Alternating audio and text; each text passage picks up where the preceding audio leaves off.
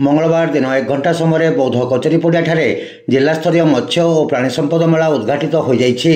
बौद्ध विधायक तथा शासक दलर मुख्य सचेतक सरोज कुमार प्रधान मुख्य अतिथि भाव में जोगदे मेला को उद्घाटन करथिले। जिलापाल सुब्रत कुमार पंडांग अध्यक्षतार अनुष्ठित उद्घाटनी कार्यक्रम में सम्मानित अतिथि भाव में हरभंगा ब्लॉक अध्यक्षा श्रीमती स्नेहलता प्रधान, प्राणी संपद विभाग जुग्म निर्देशक जगदीश प्रसाद मिश्र, जिला मत्स्य अधिकारी प्रफुल्ल कुंवर जोग देइथिले। जिला मुख्य प्राणी चिकित्सा अधिकारी डाक्तर रामाराव पाल स्वागत भाषण देइथिबा बेले संघमित्रा परमाणिक मंच परिचालना करथिले। उक्त अवसर में मेला खोल जाइथिबा विभिन्न प्रदर्शनी स्टल गुड़ी को अतिथिवृंद परिदर्शन करथिले। जिले में कार्यकारी होउथबा विभिन्न विभाग योजना गुड़िक अतिथि माने आलोचना करथिले। जिलार विभिन्न अंचल मत्स्य और प्राणीपालक माने अंशग्रहण करथिले।